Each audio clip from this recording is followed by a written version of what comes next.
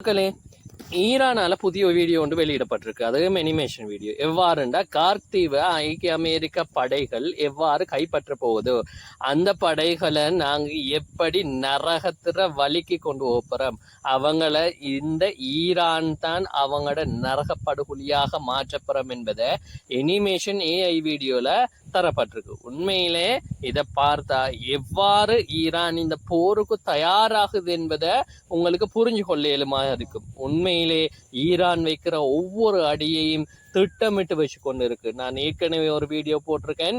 கிட்டத்தட்ட 50,000 தொடக்கம் 60,000 அமெரிக்க படை வீரர்கள் ஈரானிய கார்க் தீர்வை அல்லது ஹோர்மோஸ் நீரினை கைப்பற்றுவதற்காக அமெரிக்காவால் கொண்டு வரப்பட்டு கொண்டிருக்காங்க. இந்த நேரமும் கொண்டு வரப்படுறாங்க. ஆனா எந்த நிமிடம் இது தரை வழி போராக மாறும் என்று இன்னும் உத்தியோகபூர்வமாக தெரியல.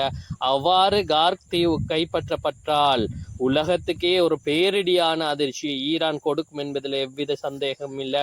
உண்மையிலே இஸ்ரேல்ல பல பகுதிகள் தாக்கப்பட்டு கொண்டிருக்கு. ஹைஃபாவாக இருக்கலாம், அதே போல டெல் அவீவ் நகரமாக இருக்கலாம். அனைத்து நகரங்களும் தாக்கப்படுகிற நிலையில உண்மையிலே இதுவரை ஈரானால் ஏவப்படாத பீஷபாப் ஏவுகணை இதன் பிறகு ஏவப்படுமா என்ற ஒரு சந்தேகம் உள்ளது. உண்மையிலே ஈரான் 46 வருடமாக போருக்கு தயாராகிய ஒரு நாடு என்பதை இன்னமும்